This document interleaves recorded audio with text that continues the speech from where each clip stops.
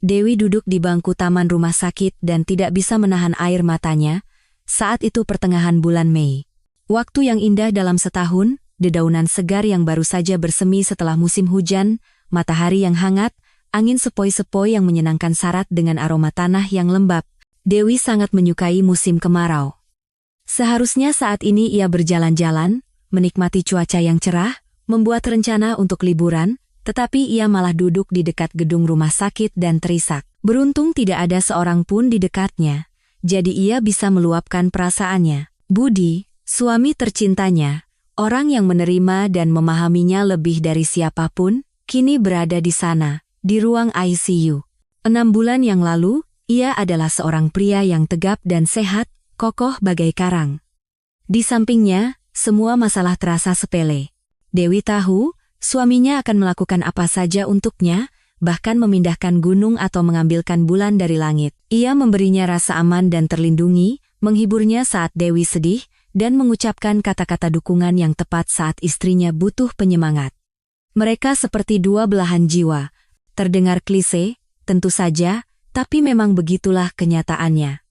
Seolah-olah Budi bisa membaca pikiran Dewi. Dan sekarang, ia terbaring di ranjang rumah sakit, tubuhnya dililit oleh kabel sensor dan selang infus. Ia masih berusaha menyemangati Dewi.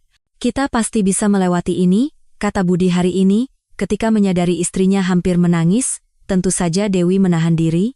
Jangan sampai Budi harus menghabiskan sisa tenaganya hanya untuk menenangkan istrinya. Tapi Budi bisa melihat isi hatinya, dan tentu saja, ia sangat memahami semua perasaan Dewi. Pasti bisa melewati ini. Rasanya tidak mungkin.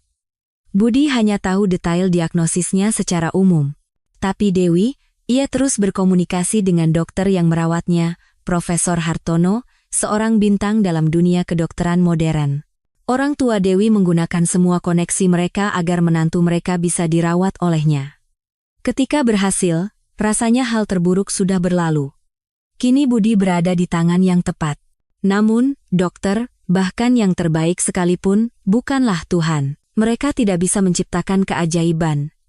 Dan hanya keajaiban yang bisa menolong Budi. Dewi merasa sakit melihat suaminya begitu pucat, kuyu, dengan lingkaran hitam di bawah matanya. Bahkan suaranya pun berubah, menjadi lemah dan nyaris tak terdengar. Dari hari ke hari, kondisi pria yang masih sangat muda itu terus memburuk. Awalnya, Dewi berharap semua akan baik-baik saja, tetapi sekarang, bersiaplah, kata Profesor Hartono beberapa hari yang lalu. Penyakitnya berkembang sangat cepat. Terapi suportif menjadi semakin tidak efektif, dan tanda-tanda vitalnya memburuk, dan belum ada kabar dari bank donor, sepertinya tidak akan ada. Antreannya sangat panjang. Sayangnya, risikonya sangat tinggi. Ia membutuhkan operasi segera, tetapi tidak ada donor. Operasi segera. Padahal ia hampir tidak pernah ke dokter. Sejak kecil, ia dikenal memiliki kesehatan yang prima. Bahkan flu dan demam pun seolah menjauhinya, tinggi, atletis, energik, kuat, dan tangguh. Budi terkadang setengah bercanda bahwa ia dikaruniai kesehatan yang luar biasa. Dewi seringkali, saat menatap suaminya dengan rambut hitam tebalnya yang lebat, senyum lebar bergigi putih, dan kulitnya yang bersih, tanpa sadar berpikir betapa hebatnya anak-anak mereka kelak. Genetika Budi jelas sangat baik, meskipun tidak ada yang bisa memastikan hal itu. Suami Dewi tidak mengenal orang tuanya. Budi dibesarkan di panti asuhan.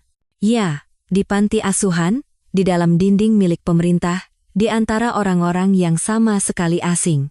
Ketika ia sudah cukup besar untuk mulai bertanya tentang masa lalunya, para pengasuh awalnya hanya mengabaikannya. Kemudian, salah satu pengasuh yang lebih tua dan baik hati menceritakan apa yang ia ketahui. Ibu Budi membawanya ke panti asuhan ketika ia baru berusia beberapa hari. Wanita itu sudah punya beberapa anak, entah lebih banyak atau lebih sedikit, mereka harus diberi makan dan dinafkahi.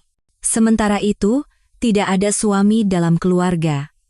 Karena itulah Ibu Budi merasa tidak akan sanggup membesarkan satu anak lagi. Ia pun menandatangani surat penyerahan. Saat berpamitan, ia berkata kepada staf panti, mungkin ini adalah hal terbaik yang bisa ia lakukan untuk putranya. Karena ada kesempatan, saat masih sangat kecil, ia akan diadopsi oleh sebuah keluarga. Namun, Budi tidak pernah diadopsi. Waktu itu sulit, tidak stabil. Saat itu, sedikit sekali orang yang mengadopsi anak, dan angka kelahiran pun menurun drastis, orang-orang bertahan hidup sebisanya. Begitulah Budi tumbuh di panti asuhan. Ia terkadang bercerita kepada Dewi tentang masa kecilnya, dengan nada yang sengaja dibuat ceria, mengingat-ingat kisah-kisah lucu, dan sering menyebut teman-temannya. Budi tidak mengasihani dirinya sendiri, tidak mengeluh tentang nasibnya. Itu bukan sifatnya. Ia lebih suka memandang hidup dengan optimisme. Namun, Dewi mengerti bahwa pria yang dicintainya itu telah melalui masa-masa sulit. Beberapa detail kecil dalam ceritanya mengungkapkan masa kecil yang berat. Misalnya, permen yang dibagi untuk semua anak panti, masing-masing hanya dapat satu, tidak ada tambahan, atau perlakuan dari pengasuh yang pemarah, dan hukuman. Bagi Dewi, yang dibesarkan sebagai anak tunggal dari orang tua yang penuh perhatian, semua itu terdengar mengerikan. Di panti asuhan, Budi tidak punya siapa-siapa untuk berbagi perasaan, tidak ada tempat untuk mencari dukungan. Tampaknya, orang yang tumbuh dalam lingkungan yang dingin seperti itu seharusnya menjadi acuh tak acuh, tidak perhatian, dan menjaga jarak. Tapi Budi, ia menjadi sebaliknya. Dewi belum pernah bertemu orang yang lebih peka dan baik hati darinya. Mereka bertemu secara tidak sengaja. Di sebuah klub malam dekat kampus universitas mereka. Para mahasiswa baru saja menyelesaikan ujian akhir semester yang sulit. Teman-teman perempuan dari kelompok Dewi memutuskan untuk merayakannya di klub menari, bersenang-senang, dan bersantai setelah belajar dengan tegang. Dewi tampak luar biasa malam itu, dan ia tahu itu. Gaun ringan yang melambai menonjolkan lekuk tubuhnya yang anggun dan memperlihatkan kakinya yang jenjang dan ramping. Rambut coklat gelapnya yang tergerai, riasan yang elegan seperti foto model. Dewi menyukai penampilannya sendiri. Ia menangkap tatapan orang-orang di sekitarnya, yang menjadi bukti nyata daya tariknya, dan itu terasa luar biasa. Malam itu, teman-temannya banyak menari, tertawa, bercanda, dan berkenalan dengan para pria. Satu persatu teman sekelas Dewi diajak menari, tapi Dewi kurang beruntung. Awalnya, seorang pria yang tidak terlalu menarik, berusia sekitar 30-an atau bahkan lebih tua, mendekatinya. Gadis itu tersenyum manis padanya dan menolak dengan alasan yang sopan. Kemudian, seorang pria muda dengan wajah angkuh, mencoba mengajaknya ke lantai dansa. Terkesan seolah-olah ia sedang memberikan kehormatan besar kepada gadis itu dengan mendekatinya. Tidak. Dewi sama sekali tidak ingin berada di dekat pria-pria seperti itu. Lebih baik mengobrol dengan teman-temannya. Namun, perhatian pria tetaplah menyenangkan. Lalu, menjelang akhir malam, saat Dewi kebetulan sedang sendirian di mejanya, ia datang. Budi. Seorang pria yang tampan. Kaos abu-abu, celana jeans pudar, sepatu kets. Rambut hitam tebalnya sedikit acak-acakan, mata coklatnya yang indah, dan senyum yang menawan meskipun sedikit malu. Entah kenapa, Dewi langsung tertarik padanya, kepada pria ini. Ia tersenyum pada pemuda itu. Didorong oleh senyum itu, pemuda itu duduk di mejanya. "Boleh?" tanyanya, setelah duduk di seberang gadis itu. "Boleh." Dewi mengangguk dan tersenyum lagi. Tentu saja, ia bisa saja bersikap seperti seorang putri, seperti yang biasa dilakukan gadis-gadis, memulai permainan pikat aku jika kau bisa. Tapi untuk apa? Pria ini bersikap begitu sederhana dan alami sehingga Dewi tidak ingin bermain-main. Ia membuat orang merasa nyaman. Ada aura istimewa yang terpancar darinya. Dewi suka berada di dekatnya. "Nama saya Budi." "Boleh tahu namamu?" "Dwi," jawab gadis itu jujur. "Nama yang indah." "Saya tidak kenal orang lain dengan nama itu." "Nama nenek saya," jelas Dewi. "Ngomong-ngomong, namamu juga menarik." "Saya tidak punya kenalan yang namanya sama." Mereka mengobrol sedikit lagi. Tidak ada kecanggungan, tidak ada kepura-puraan. Rasanya seolah-olah mereka sudah saling kenal selama bertahun-tahun. Kemudian teman-teman Dewi kembali ke meja. Budi menyapa mereka. Gadis-gadis itu mulai saling pandang. Rina, teman Dewi yang paling cantik, jelas-jelas menggoda Budi, melemparkan pandangan ke arah belahan dadanya. Biasanya tidak ada pria yang bisa menolak pesonanya yang nyata. Tapi Budi, seolah-olah baginya hanya ada satu Dewi. Ia menatapnya, tidak melepaskan pandangannya dari kenalan barunya itu. Hal itu membuat kepala Dewi sedikit pusing. Gadis itu tahu ia cukup menarik langsing, tinggi, dengan fitur wajah yang proporsional. Tapi tidak ada yang pernah menatapnya dengan kekaguman seperti itu. Sebuah lagu lambat dimainkan. Budi mengajak Dewi menari. Mereka akhirnya saling merapat di lantai dansa, diiringi melodi yang menyentuh. Pria itu tidak melakukan sesuatu yang berlebihan. Dewi merasakan kehangatan dan kekuatannya. Ia seakan larut dalam sensasi yang menyenangkan itu. Ia ingin Budi terus memeluknya seperti itu selamanya. Gadis itu menghirup aroma Budi dengan rakus. Dewi menyukai segalanya dari kenalan barunya ini. Ia belum tahu siapa dia, apa pekerjaannya, di mana ia bekerja atau kuliah, tetapi ia sudah mengerti hal yang utama, ini adalah orang yang bisa diandalkan dan sangat baik hati. Di sampingnya, ia merasa seperti makhluk yang rapuh dan anggun. Sepertinya Budi tahu persis apa yang harus dilakukan, dan ia hanya perlu mengikutinya. Lalu melodi berakhir. Budi tersenyum pada gadis itu, berterima kasih atas tariannya. Saya harus pergi sebentar, kata pria itu, mengantar Dewi ke mejanya. Teman saya menelepon, dia butuh bantuan. Tapi saya akan kembali. Tunggu saya, ya. Yang penting, jangan menghilang kemana-mana. Tenang saja, tidak akan menghilang, canda Dewi. Malam berlanjut. Teman-temannya bergantian berbagi kesan tentang klub dan kenalan baru mereka. Dewi sepertinya mendengarkan mereka, tersenyum, bahkan menyela di mana perlu dengan beberapa komentar. Tapi semua itu sudah tidak penting dan tidak menarik baginya. Ia menunggu Budi. Semoga pria tampan itu segera kembali. Semoga ia memeluknya lagi dalam tarian, atau menatapnya dengan tatapan itu. Tapi entah kenapa Budi tidak kunjung datang ke meja mereka. Ia tidak terlihat dimanapun. Awalnya Dewi khawatir, lalu mulai marah. Akhirnya, gadis itu sampai pada kesimpulan bahwa kenalan barunya itu mungkin bertemu dengan orang lain yang sedang ia rayu saat ini. Dewi terkejut dengan pikirannya sendiri cemburu dan marah. Aneh, mengingat saat itu ia baru mengenal Budi sekitar setengah jam. Mereka bahkan belum bertukar nomor telepon. Dan ia tidak menjanjikan apa-apa padanya. Tapi seperti kata pepatah, hati tidak bisa diperintah. Kenapa? Kenalanmu hilang? Tanya Sinta dengan simpatik, menyadari kekecewaan di mata temannya. Kamu suka padanya, ya? Tidak juga, bohong Dewi. Tidak ada yang istimewa darinya. Cowok ya cowok, ada jutaan yang seperti dia. Benar, puji Rina. Cowok banyak, tapi kamu cuma satu, Ratu. Ayo kita ke bar di Jalan Senopati. Di sini sudah mulai sepi, tapi di sana baru mulai ramai. Rina adalah yang paling berpengalaman dalam kehidupan malam di antara teman-teman kuliah mereka.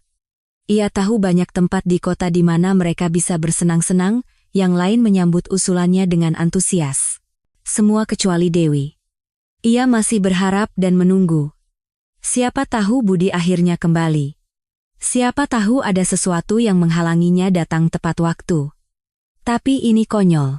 Konyol menunggu pria yang baru dikenal yang sepertinya sudah melupakan keberadaanmu. Dan ia sama sekali tidak ingin berpisah dari teman-temannya. Gadis-gadis itu memesan taksi dan berhamburan keluar ke teras klub. Hari sudah sangat larut, dan sepertinya hujan mulai turun. Mobil datang, teman-temannya masuk ke dalam. Sopir dengan cepat membawa mereka melalui jalan-jalan yang sepi menuju bar. Orang pertama yang Dewi lihat saat keluar dari mobil adalah Budi. Gadis itu bahkan tidak percaya pada matanya sendiri. Kita bahkan belum bertukar nomor telepon, kata pria itu mendekat. Ketika aku sadar, dan kemudian melihat kamu sudah tidak ada di tempat, rasanya seperti disiram air es. Aku sangat takut tidak akan pernah melihatmu lagi. Bagaimana kamu menemukan kami? Sela Rina yang ceria dan berisik. Aku lari ke teras, melihat kalian masuk taksi. Aku menyetop tumpangan dan mengikuti kalian, jelas pria itu. Dewi tersenyum. Belum pernah ada yang melakukan hal seperti itu untuknya, persis seperti di film. Jadi, kalian mau ikut kami ke bar atau bagaimana? Tanya Rina. Budi menatap Dewi dengan bertanya. Atau bagaimana? Jawab Dewi kepada teman-temannya. Kami lebih baik jalan-jalan. Budi berseri-seri. Rin, tolong kabari aku kalau kamu sudah sampai di rumah, ya? Teriak Dewi kepada Sinta saat teman-temannya kembali ke bar. Ia tahu Sinta yang bertanggung jawab khawatir padanya, dan sengaja meminta itu di depan pria yang baru dikenalnya agar pemuda itu tahu ia diawasi dan tidak berani melakukan hal-hal buruk. Mereka berjalan-jalan di kota malam, bergandengan tangan. Sama sekali tidak ingin berpisah. Mereka berbicara tentang segalanya dan tidak tentang apa-apa, dan kadang-kadang hanya diam. Kata-kata tidak diperlukan saat itu. Tepat di depan rumah Dewi, Budi menciumnya. Kepalanya pusing. Ia sudah lama menunggu ini, tapi Budi tidak berani. Ia bersikap sangat hati-hati padanya, seolah takut membuatnya takut. Aku melihatmu sepanjang malam, bisiknya. Aku melihat bagaimana kamu menolak semua orang, jadi aku tidak berani. Aku terus berpikir, aku juga akan kamu tolak dengan sopan, dan bagaimana aku bisa hidup dengan itu? Budi dan Dewi mulai berkencan.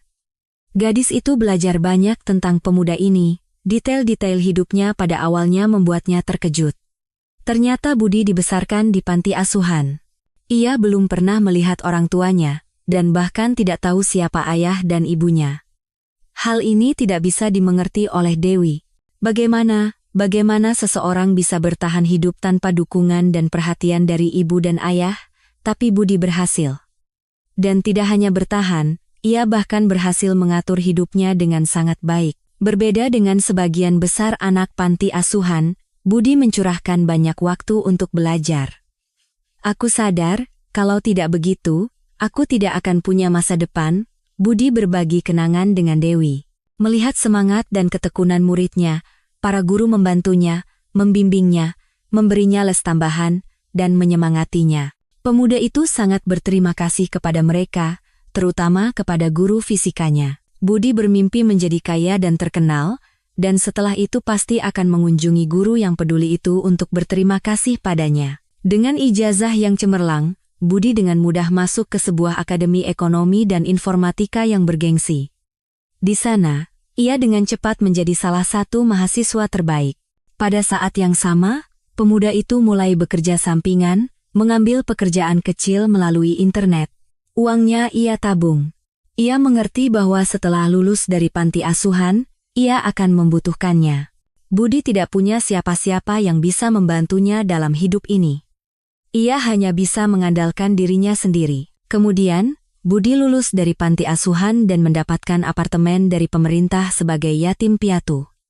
Apartemen itu terletak di sebuah gedung baru di daerah yang cukup baik. Tapi itu hanyalah dinding kosong.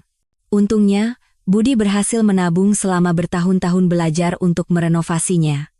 Saat itu, pemuda itu sudah bekerja di sebuah perusahaan besar.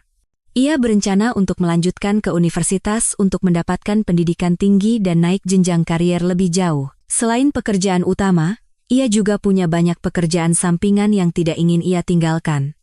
Pemuda itu butuh uang, butuh dana darurat. Hanya dengan begitu ia bisa merasa tenang. Budi seumuran dengan Dewi, tapi ia sudah mengalami begitu banyak, tahu begitu banyak tentang dunia dan kehidupan, sehingga bagi gadis itu ia tampak seperti orang dewasa yang bijaksana dan berpengalaman. Ia terpaksa menjadi dewasa lebih awal memikirkan cara untuk menafkahi dirinya sendiri. Dewi sampai saat itu masih dibiayai oleh orang tuanya. Ia merasa seperti anak mama dan papa. Sedangkan Budi, pria ini sudah mencapai banyak hal. Ia tahu cara menghasilkan uang, tahu cara menabung, tahu cara mengatasi semuanya sendirian. Darinya terpancar kekuatan dan kepercayaan diri. Budi tahu persis apa yang ia inginkan dari hidup, mustahil untuk tidak menghormati pemuda ini. Pada saat yang sama, ia tetap baik dan peka, dan membutuhkan cinta serta penerimaan. Dewi merasakannya. Ia kurang mendapatkan perhatian di masa kecil dan sekarang sangat menghargai perasaan tulus dan kebaikan hati. Budi sangat berbeda dari semua pria yang dikenal Dewi.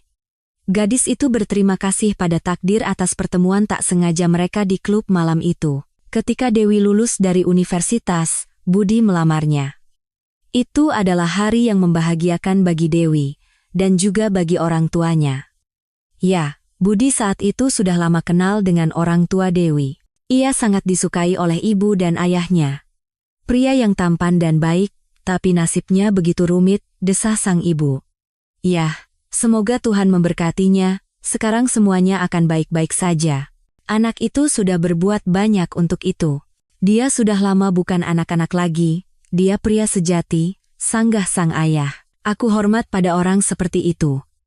Masih muda tapi sudah tahu apa yang diinginkan. Dia akan mencapai banyak hal. Dewi dan Budi menikah. Mereka pergi berbulan madu. Ternyata, Budi sudah lama menabung untuk semua acara ini. Jadi, pestanya berjalan dengan sangat meriah. Pengantin baru itu mulai tinggal bersama di apartemen Budi. Mereka tidak mengalami masa penyesuaian rumah tangga. Semuanya berjalan begitu mudah dan alami. Dewi, yang merupakan anak rumahan, tidak banyak tahu soal pekerjaan rumah tangga. Budi tidak pernah sekalipun, baik dengan kata-kata maupun pandangan, mencelanya. Sebaliknya, ia dengan sabar mengajarinya memasak, menunjukkan cara menggunakan peralatan rumah tangga. Dewi mengamati gerakan suaminya yang cekatan dan percaya diri, dan perlahan-lahan belajar. Ia juga ingin merawat orang yang dicintainya. Dewi bahkan mulai suka memasak. Di keluarganya, dapur adalah wilayah kekuasaan ibunya. Tidak ada yang diizinkan mendekati kompor selain dia. Dewi tidak pernah menyangka bahwa menciptakan hidangan bisa begitu menarik itu adalah kreativitas sejati. Budi selalu memuji masakan istri mudanya, bahkan jika hidangannya jelas-jelas gagal gosong atau terlalu asin. Itu lucu dan manis pada saat yang sama. Pasangan suami istri itu hidup rukun. Mereka punya begitu banyak rencana untuk masa depan. Membeli apartemen baru yang lebih luas, bepergian, dan tentu saja memiliki keturunan. Budi, yang menghabiskan sebagian besar hidupnya sendirian, bermimpi tentang keluarga besar. Kamu tidak keberatan menjadi ibu dari banyak anak? Tanyanya dengan nada setengah bercanda. Pertama kita akan punya anak laki-laki, lalu perempuan, lalu laki-laki lagi, lalu anak perempuan kembar. Apa bedanya? Yang penting kita akan punya banyak anak. 5 atau 6. Sedikit sekali. Aku, misalnya, bermimpi punya 10. Apa kamu sanggup menafkahi kami? Aku akan memindahkan gunung, tapi aku pasti sanggup. Tentu saja mereka bercanda. Tapi keduanya benar-benar memimpikan anak. Dewi menatap suaminya yang tampan dan berpikir bahwa anak-anak mereka akan luar biasa kuat, sehat, dan menawan. Yang terpenting, mereka akan dicintai dan diinginkan. Budi adalah calon ayah terbaik yang bisa dibayangkan. Ia pasti tidak akan menghindari interaksi dengan anak-anaknya dan menyerahkan semua urusan pada istrinya. Tidak. Ia akan menjadi ayah yang penuh kasih, perhatian, dan terlibat, yang akan membantu mengerjakan PR, menciptakan permainan yang menarik, dan mendukung di saat-saat sulit. Pasangan itu memimpikan anak, 2 untuk permulaan, lalu lihat nanti. Tapi kehamilan yang dinanti-nantikan tak kunjung datang. 2 tahun berlalu setelah pernikahan, dan keluarga mereka masih belum memiliki anak. Teman-teman Dewi satu persatu menikah dan mengumumkan akan segera memiliki momongan. Kemudian mereka menjadi ibu dan mengundang ke acara syukuran dan ulang tahun pertama anak-anak mereka. Dewi tentu saja ikut bahagia untuk mereka, tapi melihat kebahagiaan orang lain juga menyakitkan. Kita harus memeriksakan diri, kata Budi suatu hari. Aku lihat betapa menderitanya kamu. Kita berdua akan ke dokter, mencari penyebabnya, dan semuanya akan baik-baik saja. Dewi tentu saja juga memikirkan hal itu, tapi entah kenapa ia takut.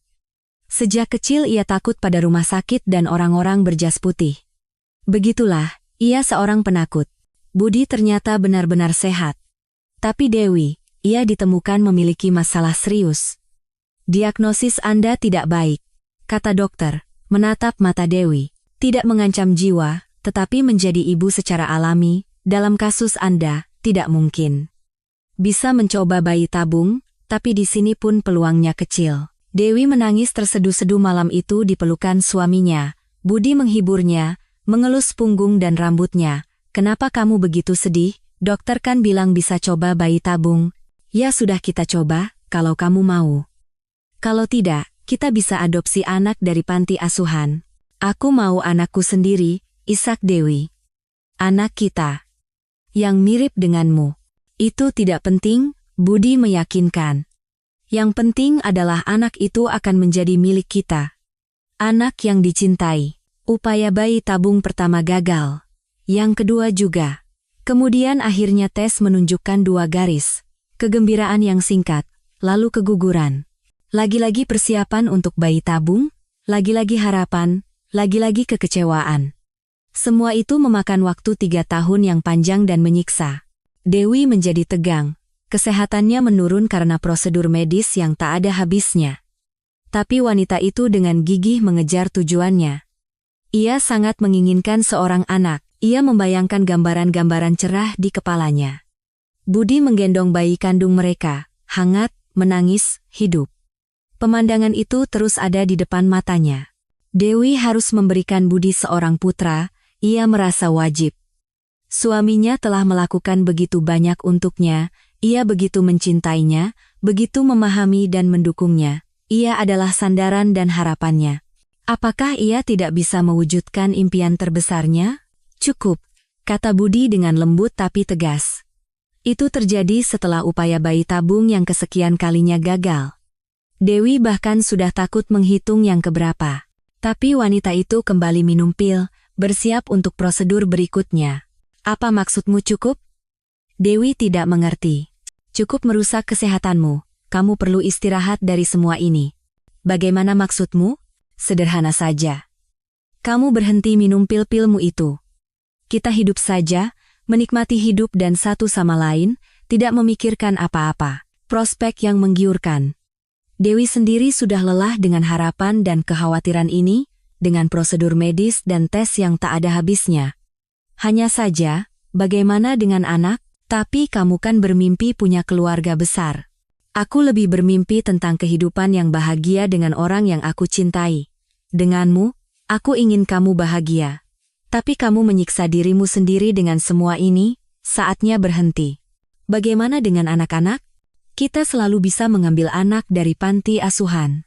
Tapi di sana kan anak-anak pecandu alkohol dan yang lebih buruk lagi. Siapa tahu gen mereka seperti apa? Bagaimana denganku? Aku juga dari panti asuhan, Budi mengingatkan. Baiklah, kamu tidak mau anak orang lain, aku tidak memaksa. Tapi aku tidak akan membiarkanmu menyakiti dirimu sendiri lagi. Dewi bahkan merasa senang suaminya mengambil keputusan sulit ini untuk mereka berdua. Budi seolah-olah melepaskan tanggung jawab masa depan keluarga mereka dari pundaknya, mengambil alih sepenuhnya. Dan begitulah dalam segala hal. Kuat, tegas, bijaksana. Dewi lebih mempercayainya daripada siapapun. Budi adalah pelindung, penjaga, pencari nafkah. Ia pikir akan selalu seperti itu, tapi ternyata tidak.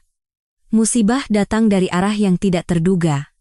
Semuanya dimulai ketika Budi, pria yang selalu penuh energi, tiba-tiba mulai cepat lelah. Pulang kerja dan langsung ke tempat tidur, menonton TV.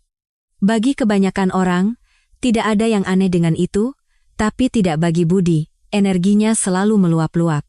Setelah bekerja, biasanya ia mengerjakan proyek sampingannya, merenovasi sesuatu, memesan bahan bangunan, mengajak Dewi jalan-jalan. Pria itu juga tidak segan melakukan pekerjaan rumah tangga, selalu menemukan sesuatu untuk dilakukan di waktu luangnya, membereskan gudang atau balkon, memperbaiki pipa, memasak makan malam sekelas restoran. Budi selalu sibuk, ia tidak tahan dengan kemalasan. Dan sekarang, awalnya Dewi bahkan merasa jengkel. Ia tidak ingin suaminya menjadi seperti suami kebanyakan temannya, kerja, dapur, sofa. Kemudian Budi mulai merasa lebih lelah lagi. Sekarang ia benar-benar merangkak pulang dari kerja, pucat, terengah-engah, benar-benar kehabisan tenaga. Nafsu makannya memburuk, pria itu mulai kurus dengan cepat. Lalu muncul memar-memar di tubuhnya tanpa sebab yang jelas. Kamu harus ke dokter, kata Dewi dengan tegas kepada suaminya. Dan jangan membantah, aku sudah membuatkan janji dengan dokter umum. Oke, terima kasih, Budi tersenyum. Aku tidak akan lari, aku sendiri sudah berencana. Dewi khawatir pada suaminya, tapi ia yakin tidak ada yang serius terjadi padanya. Ia pikir dokter akan menemukan semacam kekurangan vitamin, meresepkan vitamin, jalan-jalan teratur, mungkin mereka akan terbang ke suatu tempat ke laut untuk beristirahat, dan semuanya akan baik-baik saja. Tapi diagnosisnya bagaikan vonis. Pasangan itu tidak siap mendengarnya. Ternyata Budi menderita penyakit autoimun darah yang langka. Tubuh pria kuat itu menghancurkan dirinya sendiri. Yang paling menakutkan adalah tidak ada obatnya. Budi diberi pengobatan, tapi dokter langsung memperingatkan bahwa hasilnya akan lemah dan sementara. Budi memerlukan pemeriksaan lebih lanjut. Kehidupan keluarga muda itu seketika berubah drastis. Semua rencana, semua harapan, semua impian tiba-tiba menjadi jauh dan tidak penting. Bahkan ketidakmungkinan menjadi orang tua kini tidak lagi terasa begitu fatal. Nyawa Budi terancam, dan Dewi, ia sudah tidak bisa membayangkan dunia tanpa pria ini. Orang tua Dewi sangat terkejut mendengar diagnosis menantu mereka. Keduanya sangat menyayangi Budi, bahkan menganggapnya sebagai putra yang tidak pernah mereka miliki. Ayahnya menggerakkan semua kenalannya dan berhasil membuat menantunya ditangani oleh Profesor Hartono sendiri. Saat itu, Dewi merasa Budi pasti akan sembuh. Ia bahkan menangis lega ketika ayahnya memberitahukan kabar gembira itu melalui telepon. Baru kemudian menjadi jelas bahwa terlalu dini untuk bersukacita. Kondisi Budi memburuk. Ia tidak pernah lepas dari cuti sakit, menghabiskan seluruh harinya di rumah. Tenaganya begitu sedikit sehingga terkadang ia bahkan tidak bisa mencapai komputernya, tempat kerjanya. Budi masih mencoba bekerja sampingan, mengambil pesanan online, tetapi semakin sulit melakukannya. Semangat pria itu lebih dari optimis, seperti biasa. Ia masih mencoba bercanda, bahkan tentang kondisinya sendiri, ia berhasil mengolok-oloknya. Budi melakukan segalanya untuk membuat senyum di wajah istrinya. Jangan khawatir begitu. Waktu kecil aku hampir tidak pernah sakit. Imunitasku luar biasa. Sekarang juga pasti sembuh. Justru itu masalahnya, imunitasmu kuat, desah Dewi. Dalam situasi kita, itu justru merugikanmu. Dewi mencari informasi di internet, mencari konsultasi dengan dokter yang menangani kasus seperti itu, bahkan mengirim hasil tes suaminya ke luar negeri untuk mendapatkan pendapat dari profesor kedokteran lain. Ia berjuang untuk orang yang dicintainya. Suaminya juga serius menjalani pengobatan, dengan sabar menahan prosedur yang menyakitkan dan melelahkan, minum obat sesuai jadwal. Ia sangat ingin hidup. Budi punya begitu banyak rencana, begitu banyak keinginan.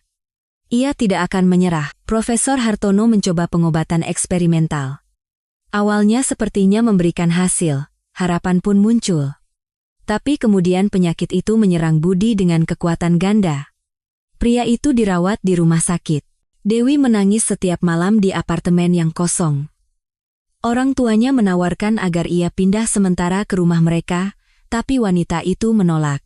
Ia tidur di sisi tempat tidur Budi, berselimut dengan selimutnya, mengenakan pakaiannya di sekitar rumah, dan banyak sekali menangis. Dewi tidak ingin orang tuanya melihatnya dalam kondisi seperti itu.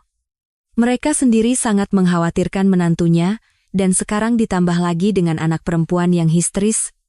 Tidak, jangan. Setiap hari setelah bekerja, Dewi mengunjungi suaminya. Di hadapannya, ia tegar, tersenyum, tapi semakin sulit untuk bertahan. Budi berubah dengan cepat. Pakaian lamanya menggantung di tubuhnya seperti di karung. Dewi harus membelikannya pakaian baru dengan ukuran beberapa nomor lebih kecil. Fitur wajahnya menajam, matanya sekarang tampak sangat besar di wajahnya yang kurus dan tirus. Sungguh menyakitkan menyaksikan semua metamorfosis ini, tapi Budi, terlepas dari perubahan fisik, ia tetap sama, ceria, peka, perhatian. Teman-teman dan rekan kerjanya sering datang menjenguknya, mendukungnya, memintanya untuk segera sembuh. Dewi melihat bahwa kunjungan-kunjungan ini membuat suaminya senang. Ia sangat suka bersosialisasi, suka berada di tengah-tengah peristiwa dan berguna bagi seseorang. Bahkan di sini, di rumah sakit, Budi berhasil membantu orang-orang di sekitarnya. Kadang-kadang ia mendorong troli obat perawat ke pos, kadang-kadang membantu salah satu pasien ke toilet. Ia diterima dan disukai oleh semua orang di rumah sakit. Ia masih bermimpi untuk kembali ke rumah dan mulai bekerja lagi. Ia merindukan dinding putih milik pemerintah itu, tetapi kekuatannya meninggalkannya, dan tak lama kemudian kondisinya memburuk sedemikian rupa sehingga ia tidak bisa bangun dari tempat tidur sama sekali. Dewi sekarang sendiri yang naik ke kamarnya untuk duduk di sampingnya, memegang tangannya, mengelus rambutnya, dan berbagi berita hari itu.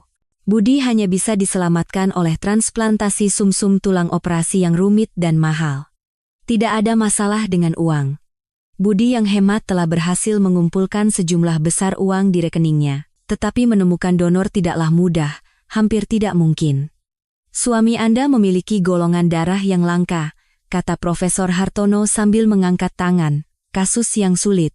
Pasien biasa saja sulit menemukan donor yang cocok, apalagi jika golongannya seperti ini. Lalu bagaimana? Menunggu, berharap. Saya sudah memasukkannya ke dalam daftar tunggu, tapi sejujurnya, peluangnya untuk bertahan sampai saat itu sangat kecil. Ketika pembicaraan tentang operasi baru dimulai, Profesor Hartono langsung meminta semua kerabat sedarah Budi untuk melakukan tes kecocokan. Peluang menemukan donor di antara kerabat sendiri sangat tinggi. Saudara laki-laki, saudara perempuan, orang tua, jika mereka masih hidup. Saya pikir kerabat tidak akan keberatan menjadi donor.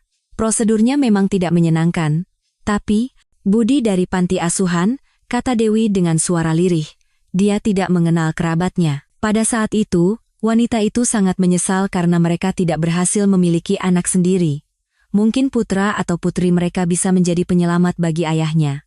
Profesor Hartono, yang selalu tenang dan tidak terpengaruh, tampak bingung. Begitu ya? Baiklah, kita akan mencari di tempat lain. Tetapi pencarian berjalan sangat lambat. Ada beberapa kandidat yang siap menyelamatkan orang yang tidak dikenal, tetapi mereka tidak cocok. Harapan semakin menipis. Dewi menyeka matanya, melihat sekeliling. Taman rumah sakit masih sepi. Air mata membawa kelegaan sementara.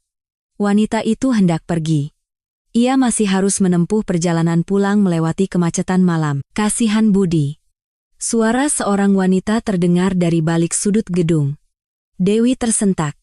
Entah kenapa, ia langsung tahu bahwa mereka sedang membicarakan suaminya. Budi bukanlah nama yang sering dijumpai saat ini. Wanita itu dengan hati-hati mengintip dari balik sudut.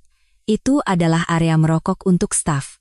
Beberapa bangku nyaman dengan sandaran punggung, sebuah air mancur yang tidak berfungsi. Sekarang di bangku itu duduk dua orang petugas kebersihan rumah sakit. Dewi mengenali mereka. Ia sering melihat mereka di lantai tempat kamar Budi berada. Wanita-wanita parubaya itu dengan nikmat beristirahat di tengah shift kerja yang berat. Pekerjaan mereka berdua jelas tidak mudah. Ya, kasihan Budi, setuju petugas kedua. Masih muda, baik hati. Tapi sepertinya umurnya tidak akan panjang. Dia semakin lemah di depan mata kita. Donornya pasti tidak akan ditemukan, penandanya sangat langka. Mata Dewi kembali berkaca-kaca. Ia ingin melompat keluar dari persembunyiannya dan memarahi para wanita ini yang dengan begitu mudahnya mencoret suaminya dari kehidupan. Ya, dia tidak punya kerabat, itu sangat disayangkan. Wanita berjas putih itu mengangguk, menjentikan abu dari ujung rokoknya. Sungguh takdir. Sepertinya aku tahu seseorang yang bisa menjadi donornya. Sangat mirip dengannya. Apa? Kamu yakin? Temannya bersemangat. Di mana?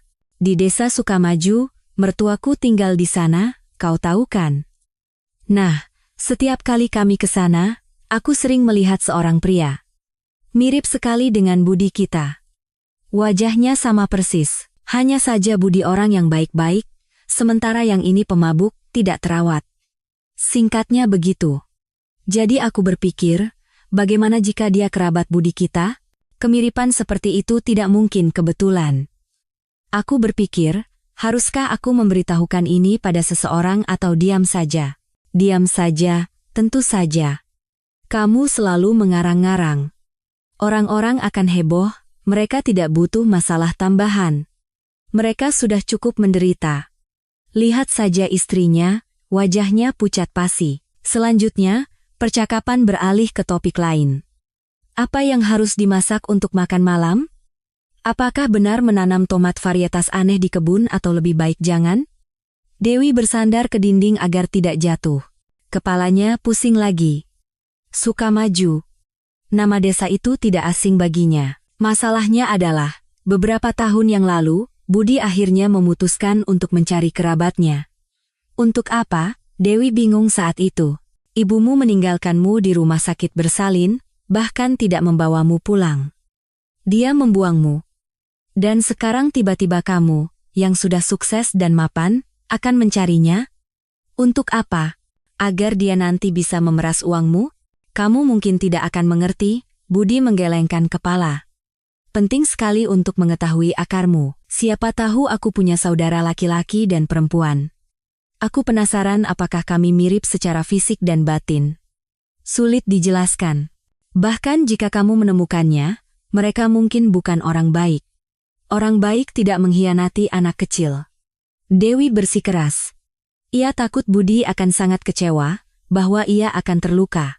Dan ia juga tidak ingin orang-orang seperti itu muncul dalam hidup mereka. Ia hampir yakin bahwa kerabat Budi adalah orang-orang marginal yang pasti akan mulai memanfaatkannya, memelas, dan menuntut tanggung jawab. Tapi Budi tetap memulai pencarian. Ia bahkan menyewa detektif swasta untuk itu. Hasilnya nihil untuk waktu yang lama. Bertahun-tahun telah berlalu, sebagian dokumen telah hilang. Namun, pada akhirnya, para spesialis berhasil mengetahui asal ibu Budi, dan bahkan namanya, Larasati Prawiro. Dengan data seperti itu, menemukan keluarga menjadi jauh lebih mudah. Tapi Budi, ia tiba-tiba menghentikan pencarian. Ia membayar para detektif dan meminta mereka untuk menghentikan kasusnya. Dewi lagi-lagi tidak mengerti suaminya. Ya, aku memang ingin mencari keluargaku, ingin tahu siapa mereka, mengapa ibuku meninggalkanku, tapi kemudian, ketika tujuannya sudah sangat dekat, aku berubah pikiran. Kenapa? Istri terkiut. Entahlah. Mungkin aku takut. Bagaimana cara menatap mata mereka? Apa yang harus dibicarakan? Dan bagaimana jika mereka semua sudah tidak ada lagi? Bagaimana cara mengatasi hal itu? Dewi mengangkat bahu. Baru jauh kemudian, ia mengerti bahwa Budi memang takut akan kekecewaan. Selama ia tidak tahu pasti bahwa orang tuanya adalah orang-orang marginal tanpa prinsip moral. Yang bagi mereka membuang anak adalah hal biasa. Selama kebenaran yang tidak sedap tentang leluhurnya belum terungkap, ia masih bisa membayangkan berbagai skenario, mencari pembenaran untuk ibunya yang burung kukuk. Sekarang Dewi mendengar bagaimana para petugas kebersihan menyebut desa Sukamaju dalam percakapan mereka, ibu Budi berasal dari sana. Wanita itu ingat betul. Dan ternyata, di Sukamaju tinggal seseorang yang mirip sekali dengan Budi. Tentu, mungkin ini hanya kebetulan, tapi bagaimana jika tidak? Sangat mungkin bahwa wanita yang melahirkan Budi punya anak-anak lain. Mungkin salah satu dari mereka masih tinggal di Sukamaju. Untuk pertama kalinya sejak mengetahui penyakit mengerikan suaminya, Dewi merasakan gelombang kekuatan. Ia punya tujuan.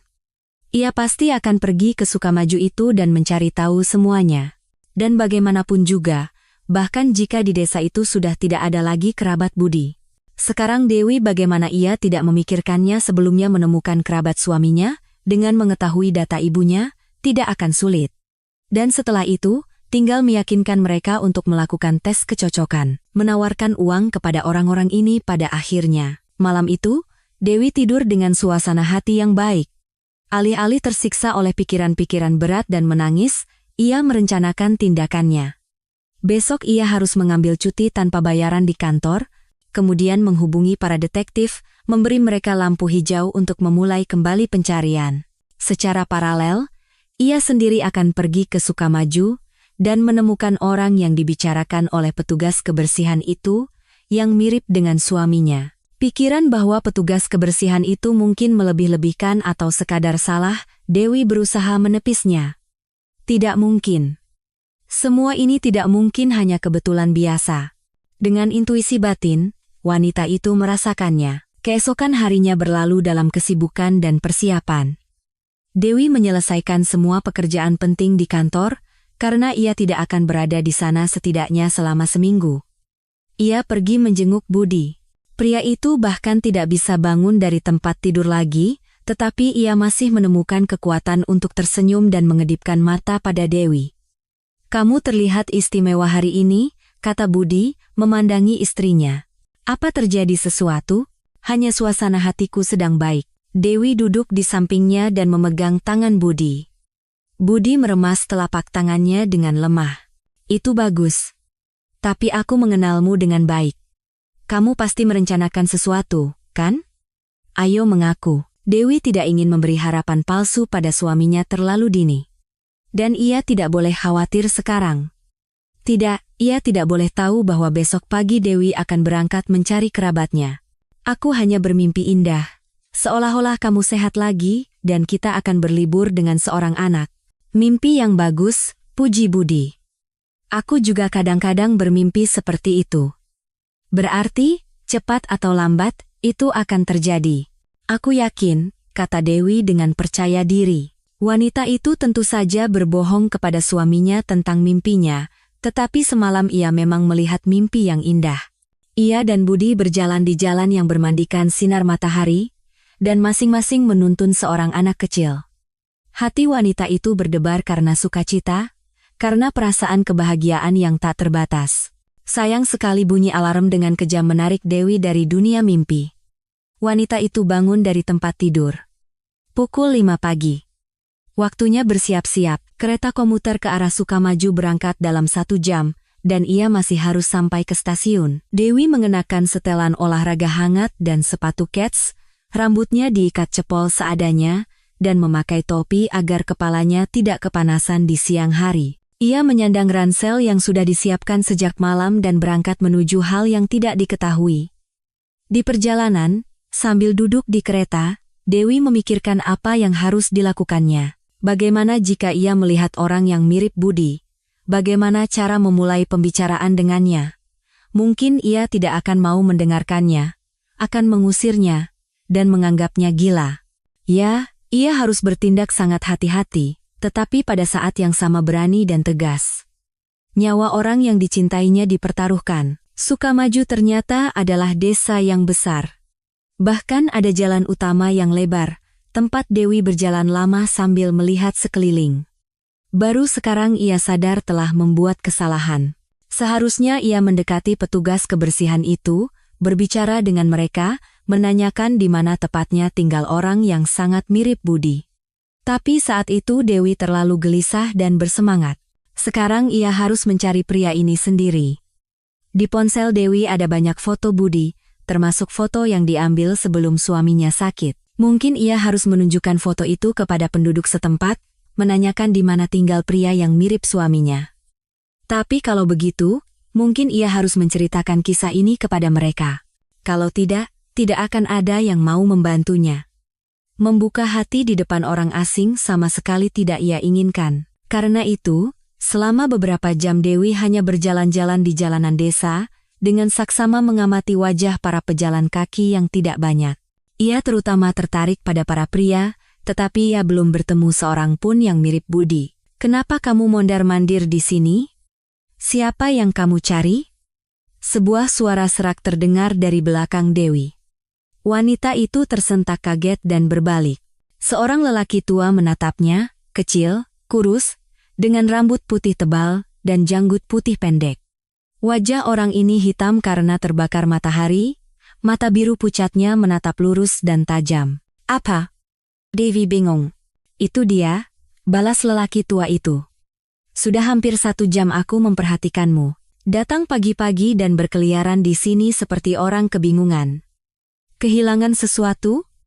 Atau seseorang?" Bisa dibilang begitu, Dewi tidak membantah. "Apakah Bapak kenal semua orang di sini? Orang-orang lama di Sukamaju, kenal semua. Tapi sekarang banyak pendatang baru, tidak bisa ingat semua, tentu saja." Dewi menghela napas dan memutuskan untuk mempercayai orang yang lewat ini. Karena, bagaimana lagi? Pulang dengan tangan hampa jelas bukan pilihan. Dewi menaruh harapan besar pada perjalanan ini. "Saya mencari seseorang yang mirip dengan suami saya, katanya ada yang tinggal di sini." "Ada fotonya?" "Ada." Dewi tersenyum dan menunjukkan kepada penduduk asli itu gambar Budi di layar ponsel pintarnya. "Yah, ada satu di sini yang memang mirip," kata lelaki tua itu, setelah melihat foto dengan saksama. Agung itu, Agung Prawiro. Prawiro. Punggung Dewi merinding. Ibu Budi bernama Larasati Prawiro. Kebetulan lagi. Meskipun nama keluarga itu, terus terang, tidak jarang. Namun, Dewi khawatir lelaki tua itu akan mulai bertanya mengapa ia mencari orang ini. Tapi ia menunjukkan kebijaksanaan yang luar biasa, dengan diam mengantar wanita itu ke rumah yang dituju dan berpamitan dengan sopan. Pagar yang miring, halaman yang ditumbuhi rumput liar, sesuatu yang menyerupai tempat pembuangan sampah liar di samping toilet kayu luar ruangan yang menghitam karena usia. Di tumpukan sampah, botol-botol pecah berkilauan di bawah sinar matahari. Dewi dengan hati-hati menekan tombol bel di samping gerbang. Ia menunggu sebentar. Tidak ada yang membukakan pintu. Mungkin belnya tidak berfungsi, karena jelas ada seseorang di dalam rumah. Dewi bisa mendengar gumaman televisi, denting piring. Lalu wanita itu mengetuk, pertama pelan, lalu lebih keras. Tidak ada reaksi. Dewi menggedor pintu dengan sekuat tenaga dan hampir jatuh ke rumput tinggi, karena gerbang itu terbuka dengan mudah. Gerbangnya tidak terkunci, siapa saja boleh masuk. Dewi berada di halaman yang kotor dan tidak terawat. Ia merasa takut. Siapa tahu ada anjing yang melompat keluar dari belakang rumah. Atau pemiliknya akan marah karena ia masuk begitu saja ke properti orang lain. Tapi tidak ada yang muncul. Lalu Dewi sedikit lebih berani, naik ke teras, pintu depan juga tidak terkunci. Tapi wanita itu tidak berani masuk ke dalam rumah tanpa izin. Ia mengetuk keras dengan buku-buku jarinya yang tertekuk pada kusen pintu, suaranya lemah, tapi ia terdengar. Masuk, tidak lihat pintunya terbuka? Dewi berpikir pemilik rumah mungkin sedang menunggu seseorang. Ia sama sekali tidak menyangka akan melihatnya, seorang wanita asing, tapi ia tetap masuk. Di sini berbau lembab dan lapuk. Perabotannya sudah tua, dengan kain pelapis yang sobek dan cat yang retak. Di rak-rak dan ambang jendela berdiri benda-benda yang paling tak terduga, boneka berbulu dengan wajah yang dicoret-coret pulpen biru, buku-buku yang menggelembung dengan halaman menguning, tape kaset tua, pot lantai dengan pohon karet. Di semua permukaan meja, ambang jendela, bangku bertumpuk piring. Beberapa piring bersih dan kosong, yang lain kotor dengan sisa makanan. Dari ruang tengah keluar seekor kucing penasaran, jelas untuk melihat siapa yang datang. Dari dapur terdengar suara televisi dan suara air mendidih. Di tengah hunian yang kumuh dan kotor ini, tercium aroma kentang goreng bawang yang harum. Perut Dewi bahkan berbunyi, sudah lama ia tidak makan makanan lezat seperti itu. Di mana kamu tersangkut? Seorang pria keluar ke lorong. Dewi sudah siap untuk takut, berduaan dengan orang asing di rumahnya yang kosong, sungguh sebuah petualangan, siapa tahu apa yang ada di pikirannya.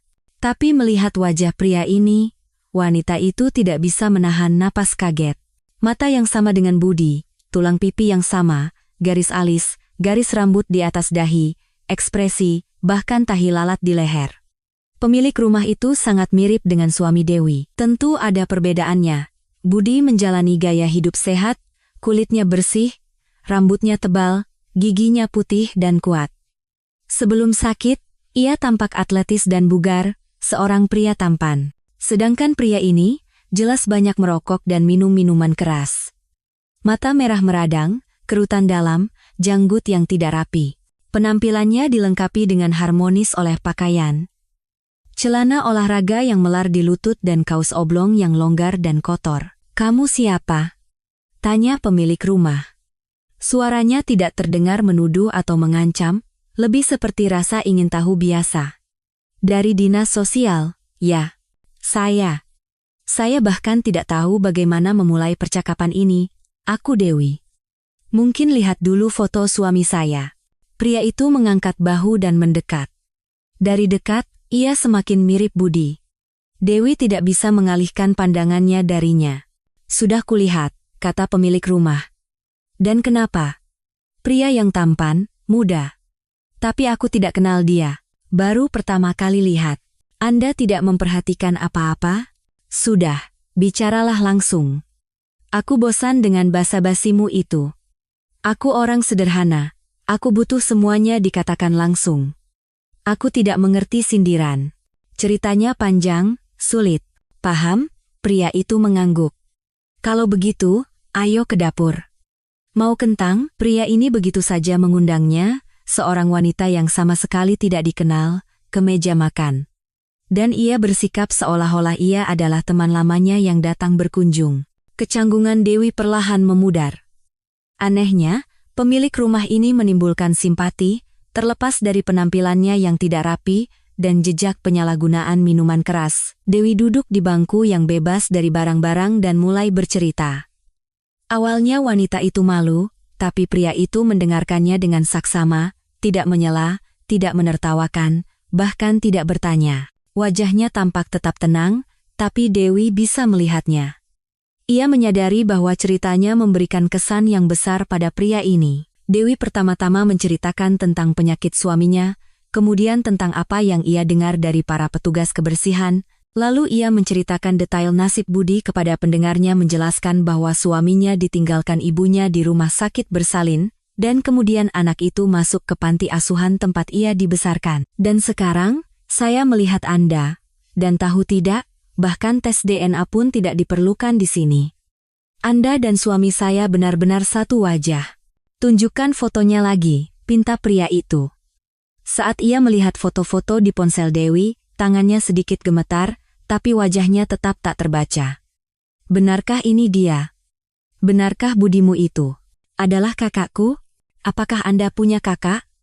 Dewi sangat berharap ia tidak salah, bahwa ini benar-benar kerabat Budi yang bisa menyelamatkannya dari penyakit mematikan. Namaku Agung, kata pria itu tiba-tiba. Kita sepertinya belum berkenalan. Namamu siapa? Dewi. Dewi. Nama yang bagus, jarang sekarang. Jadi, apakah Anda punya kakak? Pernah, Agung menganggukkan kepala. Sekarang aku akan menceritakan sebuah kisah kepadamu, dan kesimpulannya. Kesimpulannya nanti kita buat bersama. Bukan kebetulan kamu datang ke sini. Oh, bukan kebetulan. Agung adalah satu-satunya laki-laki di keluarga pada saat peristiwa penting itu terjadi. Anak itu baru berusia 2 tahun, namun ia sudah menjadi satu-satunya pria di keluarga, hal yang terus-menerus diingatkan oleh kakak-kakak perempuannya yang banyak.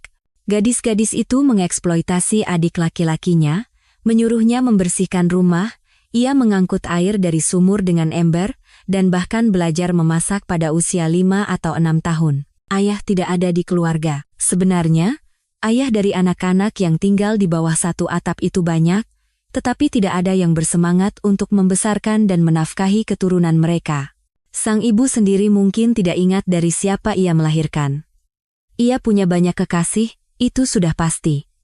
Larasati Prawiro suka bersenang-senang sejak muda, itulah yang akhirnya menghancurkannya. Keluarga itu tinggal di rumah yang sama tempat Agung tinggal sekarang. Mereka tidur berdesakan di mana saja, ranjang tua yang sempit dan berderit, di dekat tungku, kasur di lantai, atau bahkan hanya mantel dan jaket yang dilempar ke sudut, tergantung keberuntungan. Sang ibu menerima tunjangan dari pemerintah. Mereka hidup, atau lebih tepatnya bertahan hidup. Terkadang pacar-pacar Larasati yang banyak itu membantu, ada yang membawakan kentang untuk anak-anak, ada yang daging, ada yang susu. Secara umum, anak-anak hidup dalam kelaparan. Ibu mereka tidak terlalu khawatir tentang situasi ekonomi yang sulit di negara itu, kelaparan, dan kemiskinan. Ia melayang dalam hidup seperti kupu-kupu yang ceria dan riang. Anak-anaknya lebih dianggap sebagai pembantu rumah tangga atau tetangga. Jarang memeluk, tidak mengobati jika ada yang sakit. Dan tentu saja, tidak melindungi yang lebih muda dari serangan yang lebih tua. Selesaikan sendiri, jangan sampai aku ikut campur dalam urusan kalian, biasanya Larasati berkata jika salah satu anaknya mengeluh tentang pengganggu. Sulit bagi Agung untuk hidup dalam lingkungan seperti itu. Ibu yang selalu mabuk dan terlalu ceria, kerumunan tamunya yang konstan di rumah, penindasan dari kakak-kakak perempuannya. Gadis-gadis itu, ternyata, berniat mengikuti jejak ibu mereka. Bagaimana lagi? Sejak usia dini mereka melihat contoh kehidupan seperti itu di depan mata mereka. Apalagi yang bisa diharapkan dari mereka? Pertama, kakak perempuan tertua membawa pulang suaminya, seorang pemabuk yang usianya 2 kali lipat darinya. Mereka punya anak, tunjangan pun datang. Pesta pora berlanjut dengan skala baru. Kemudian kakak perempuan kedua melakukan hal yang sama. Kehidupan Agung menjadi semakin tak tertahankan. Begitu banyak orang di rumah sempit. Tangisan bayi, teriakan ibu, makian kakak-kakak perempuan atas pekerjaan yang tidak diselesaikan. Aku ingin kabur dari rumah.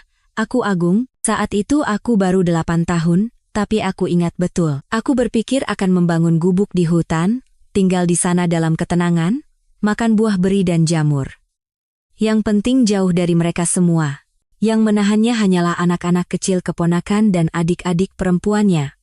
Agung tahu, tanpa dia mereka akan binasa. Terutama adik perempuan bungsunya, Lina yang sakit, yang lebih dari siapapun membutuhkan perawatan dan perhatian. Lalu tiba-tiba, ternyata ibunya sedang mengandung lagi. Anak-anak biasanya tahu tentang penambahan anggota keluarga dari perut Larasati ketika sudah tidak bisa disembunyikan lagi. Dan wanita itu tidak berusaha menyembunyikannya. Ia waopshe bersikap enteng terhadap kehamilannya. Tapi kali ini, anak baru itu sudah membuat sedih semua orang. Mau ditaruh di mana lagi satu mulut, kekeluh Larasati. Dan sekarang ada benalu baru muncul. Ya, kakak-kakak perempuan tertua menggelengkan kepala dengan simpatik. Coba saja tunjangan untuk anak-anak ini bagus, masih ada alasan untuk menderita. Tapi ini kan recehan. Aku tidak akan mengambil bayi itu dari rumah sakit bersalin. Aku akan menandatangani surat penolakan, dan selesai. Agung kecil saat itu bahkan tersedak sepotong roti. Bagaimana bisa? Menolak seorang anak, membuangnya? Anak laki-laki itu telah berkali-kali melihat bayi keponakan dan adik-adik perempuannya. Ia merawat mereka dan sangat mengerti betapa tak berdaya dan rapuhnya bayi baru lahir. Pikirannya sendiri tentang meninggalkan bayi sekecil itu sendirian di suatu tempat membuatnya ngeri. Bu, ambil saja bayinya. Biar aku yang merawatnya. Permintaan Agung memicu tawa serak di meja makan. Kamu belum mengerti apa-apa, bocah. Suami kakak perempuan tertua menepuk belakang kepala Agung dengan ringan. Agung pergi ke halaman. Entah kenapa ia yakin kali ini ibunya akan melahirkan seorang adik laki-laki untuknya. Dan anak laki-laki yang tumbuh di antara saudara perempuan itu begitu memimpikannya. Ia akan mengajari adiknya berbagai hal laki-laki. Memancing, mengukir patung dari kayu dengan pisau, memanjat pohon.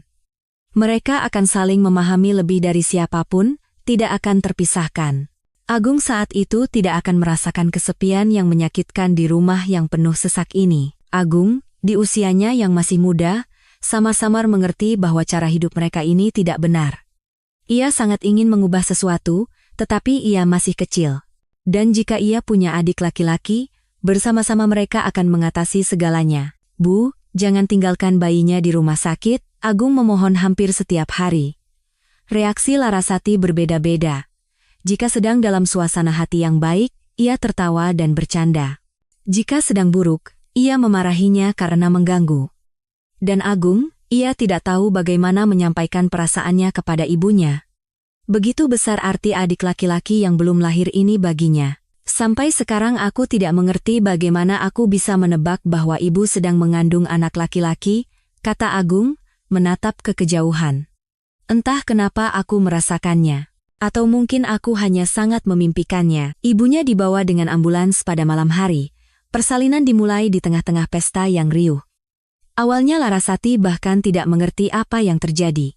Baru kemudian, ketika kontraksi tidak mungkin diabaikan lagi, seseorang di antara para tamu memanggil ambulans. Mereka menunggunya lama. Ibunya menggeliat kesakitan di lantai. Persalinan. Keributan yang luar biasa. Untungnya, ambulans datang tepat waktu. Larasati dibawa ke rumah sakit bersalin. Agung masih ingat ekspresi jijik dan hinaan di wajah perawat berseragam medis. Kenapa Anda minum saat hamil? Begini lebih mudah. Larasati mengakui dengan jujur. Begini lebih mudah menanggung semua ini. Kehidupan sialan ini. Anda tidak takut membahayakan bayi? Itu semua bohong, Larasati melambaikan tangan. Seumur hidup aku minum, tapi anak-anakku sehat dan cantik semua. Ibunya dibawa pergi. Agung tahu ia akan pulang dalam seminggu. Selalu begitu setiap kali ia dibawa ke rumah sakit bersalin. Anak laki-laki itu takut ibunya akan melaksanakan rencananya, meninggalkan bayi itu, tidak membawanya pulang, meninggalkan adiknya yang begitu lama dinantikan, yang sudah begitu dicintai. Agung terus bertanya pada kakak perempuan tertuanya, "Kak, ibu akan membawa pulang bayinya, kan? Tidak akan meninggalkannya?" "Entahlah," desah sang kakak, "mungkin lebih baik ditinggalkan saja. Kita sudah sesak begini." Mau ditambah lagi satu mulut, Agung menangis karena putus asa. Kakak-kakak perempuannya, melihat itu, langsung mulai mengejeknya. Setelah waktu yang ditentukan, ibunya pulang. Lebih kurus, lebih segar setelah seminggu tanpa minuman keras, dan dengan tangan yang benar-benar kosong. "Halo, kerabat, akhirnya aku di rumah. Bosan di rumah sakit itu, jalan harus lurus seperti di penjara. Kita harus merayakan kepulanganku. Ajak saja si itu, si ini." Agung menatap ibunya dan merasakan air mata mulai menggenang di matanya. Ternyata ia tidak mengambil adiknya. Anak laki-laki itu berlari ke arah ibunya. "Di mana adikku? Di mana kamu meninggalkannya? Katakan. Aku akan mencarinya. Aku akan mengambilnya." Larasati tersenyum sinis, menatap putranya yang histeris. Bagi Agung, ketiadaan adiknya berarti hancurnya semua harapan dan impiannya. Anak laki-laki itu tidak tahan dengan ketegangan, mulai memukuli Larasati dengan tinju kecilnya di tangan dan kakinya, dimanapun ia bisa mencapainya. Hei, wanita itu dengan kasar menangkap anak itu, mendorongnya menjauh. "Aku melahirkan anak perempuan." "Apa?" Agung tidak percaya pada telinganya. "Bagaimana dengan adik laki-laki? Lalu di mana anak perempuan itu?" "Meninggal," jawab Larasati datar. Kemudian ia mendorong putranya dan langsung menuju dapur. "Ada yang bisa dimakan?" "Lapar sekali." Agung menatap ibunya dengan bingung. "Tapi ibu membohongiku saat itu," kata Agung, mengalihkan pandangannya ke Dewi. "Dan aku baru mengetahuinya beberapa hari kemudian." Saat itu, teman ibunya datang, Tante Klawa. Mereka duduk di dapur, minum, dan aku mendengar semuanya. "Mungkin sia-sia kamu meninggalkan anak itu di rumah sakit," kata Tante Klawa, menatap temannya dengan sedih. "Mau ditaruh di mana lagi? Kita sudah tidur tumpang tindih, di rumah tidak ada makanan. Kalau begini, mungkin ada yang mau mengadopsinya selagi masih kecil. Siapa tahu ada pasangan yang tidak punya anak. Tuhan memberiku kesuburan yang luar biasa. Tapi kan itu anak laki-laki. Nanti besar bisa jadi sandaranmu, pembantumu. Dan Agungmu, dia kan sangat mendambakan adik laki-laki. Siapa peduli apa yang dia impikan? Besok dia mau terbang ke bulan, apa aku harus segera membelikannya roket?" Agung membeku di lorong. Ia sedang mengawasi anak-anak kecil di halaman. Salah satu keponakannya haus. Anak laki-laki itu masuk ke rumah untuk mengambil air dan mendengar semuanya. Jadi ibunya berbohong padanya. Jadi memang benar Agung punya adik laki-laki. Hanya saja sekarang ia akan diserahkan ke panti asuhan atau kepada orang baik lainnya. Dan anak kecil itu bahkan tidak akan pernah tahu bahwa ia punya kakak yang begitu memimpikannya dan begitu menunggunya. Anak laki-laki itu menangis saat itu, karena sakit, karena putus asa, karena ketidakmampuan untuk mengubah apapun. Agung mengerti, membujuk ibunya sia-sia. Ia tidak akan pernah membawa adiknya pulang, dan mungkin sudah terlambat. Bagi ibunya, anak-anak seperti gangguan yang menjengkelkan. Beberapa tahun berlalu. Kehidupan Agung tidak mudah. Ibunya semakin banyak minum, perlahan-lahan kehilangan citra manusianya. Untungnya, ia tidak melahirkan anak baru lagi. Kakak-kakak perempuan tertuanya perlahan-lahan terbang dari sarang, entah kemana. Tak lama kemudian, yang tertua dari semua keturunan Larasati di rumah itu adalah Agung sendiri. Saat itu usianya sudah sekitar 12 tahun, dan adik perempuan bungsunya, Lina, baru saja berusia 7 tahun. Ia istimewa. Lina tidak bisa berbicara dengan baik, tidak selalu mengerti apa yang dikatakan kepadanya. Anak-anak desa mengejeknya bodoh, dan Lina hanya tersenyum menanggapi penghinaan itu. Begitulah dia, terbuka, tulus, tak berdaya. Ia mencintai semua orang di sekitarnya, Semua hal di dunia ini membuatnya takjub. Agung sangat terikat pada Lina. Bagaimana tidak?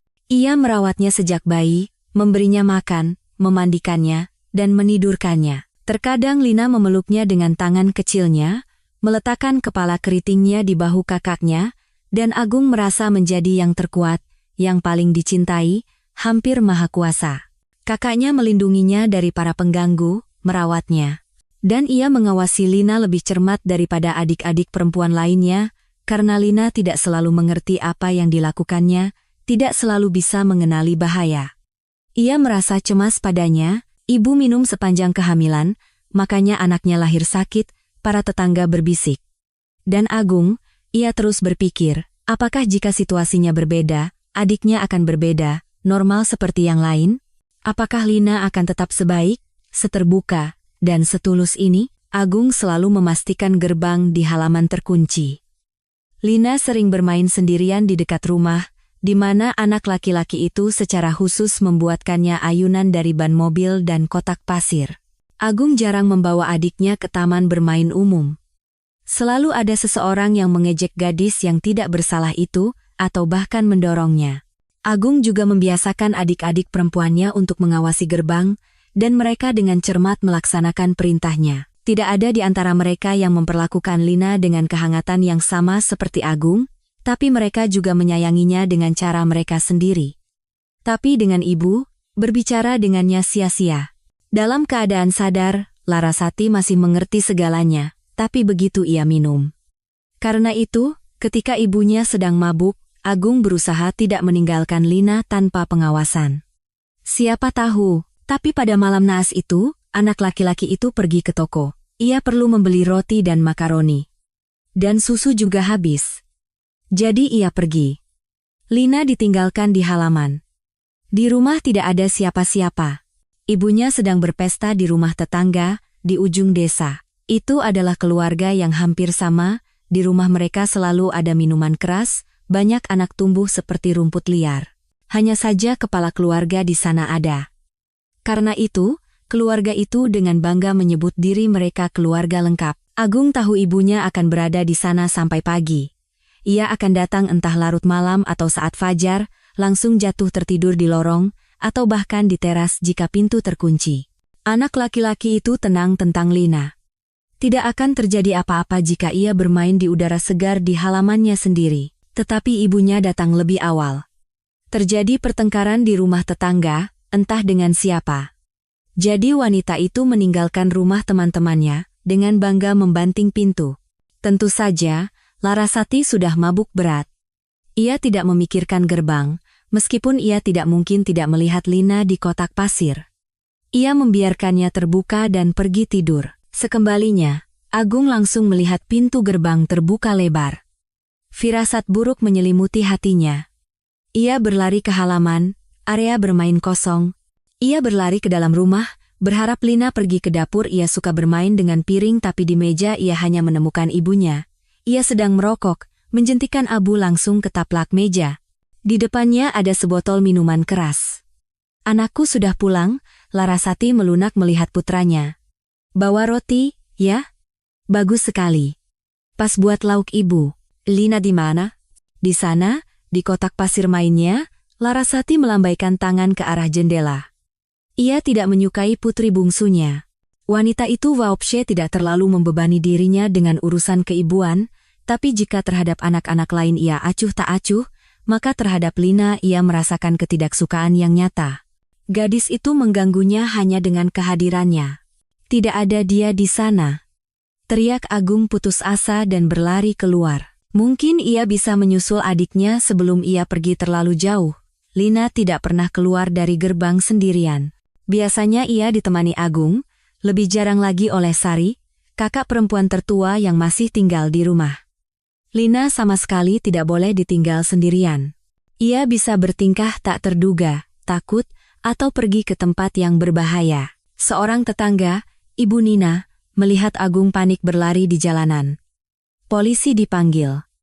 Pencarian berlangsung sekitar 2 hari. Setelah hari pertama, orang-orang sudah mulai berbisik bahwa kecil kemungkinannya anak itu akan ditemukan hidup. Agung bahkan tidak mau memikirkannya. Ia menyalahkan dirinya sendiri karena tidak membawa Lina bersamanya ke toko. Tapi ia tidak bisa menduga bahwa ibunya akan kembali begitu cepat. Kemudian, Lina ditemukan oleh para penyelam. Gadis itu, sepertinya, langsung pergi ke danau. Agung sering membawa adiknya ke air. Mereka membangun istana dari pasir basah, berjemur di bawah sinar matahari. Rupanya, begitu berada di luar, gadis itu teringat tempat di mana ia merasa nyaman dan bergegas ke sana.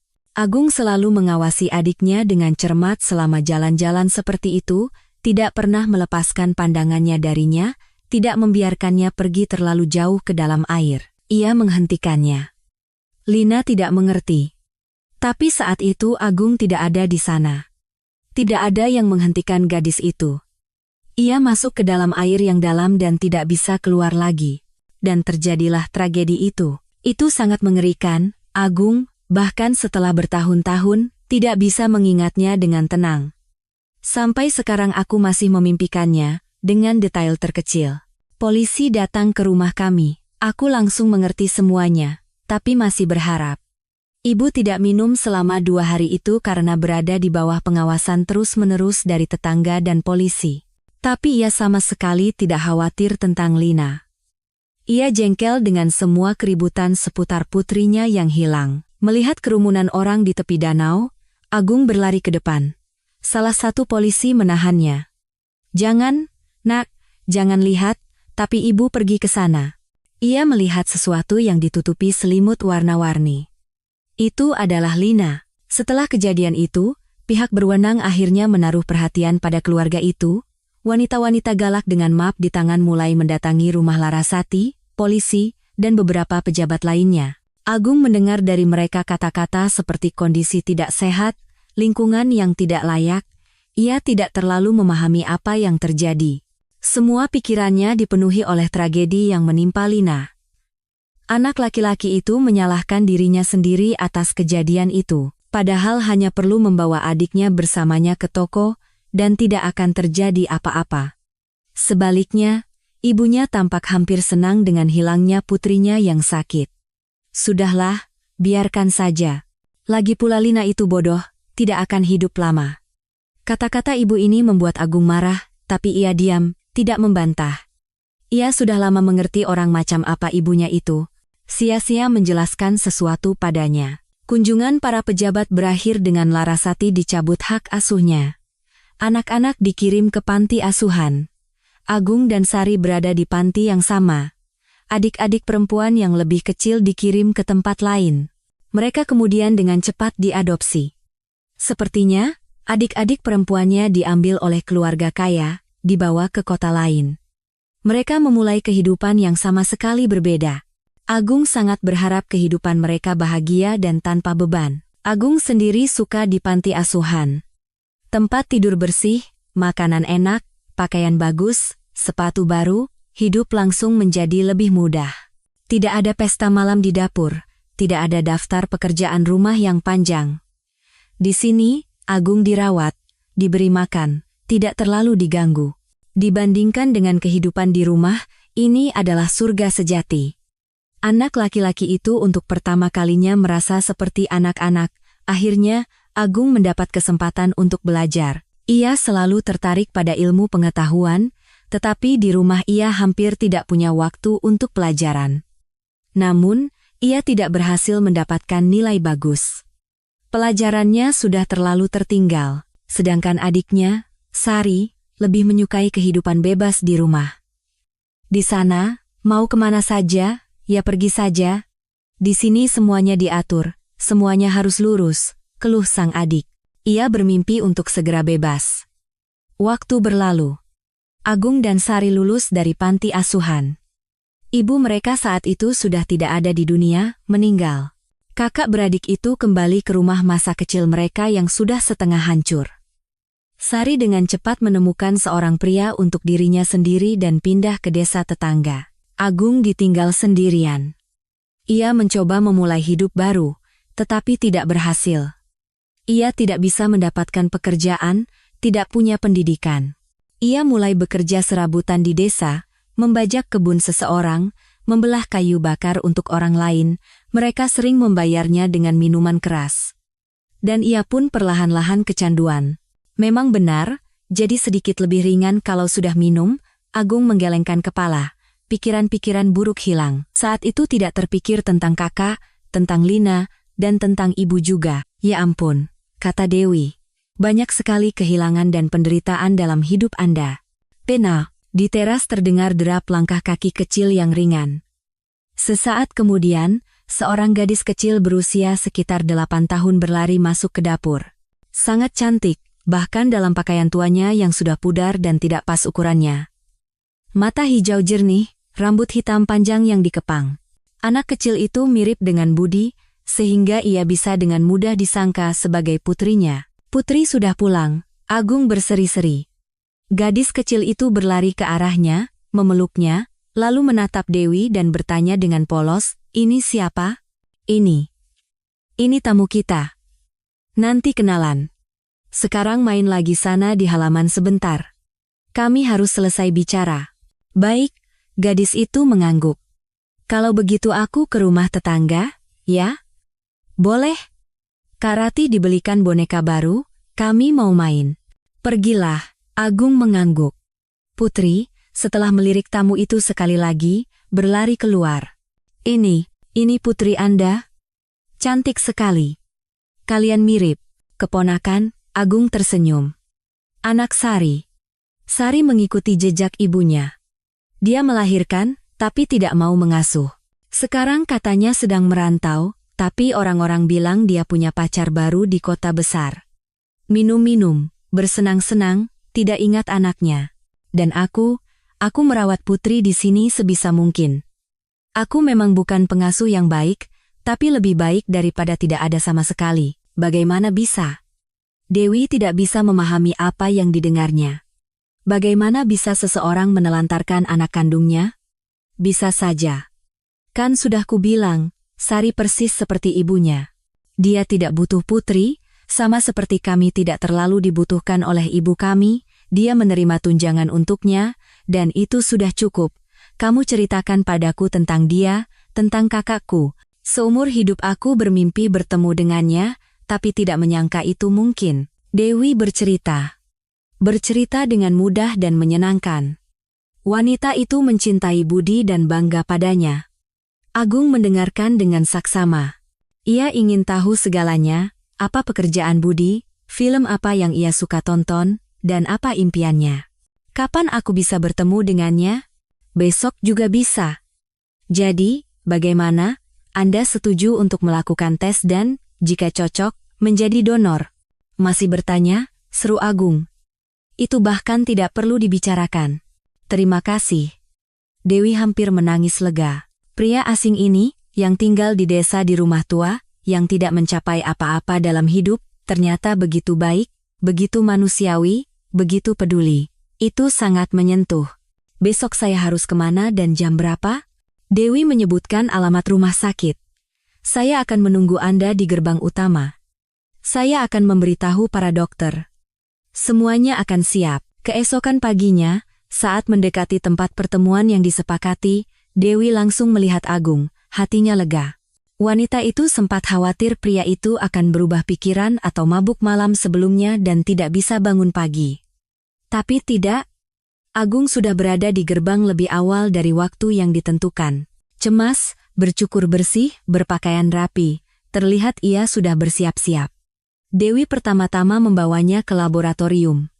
Para dokter sudah siap untuk prosedur yang tidak terlalu sederhana itu. Ketika semuanya selesai, Agung bertanya apakah ia bisa melihat kakaknya sekarang.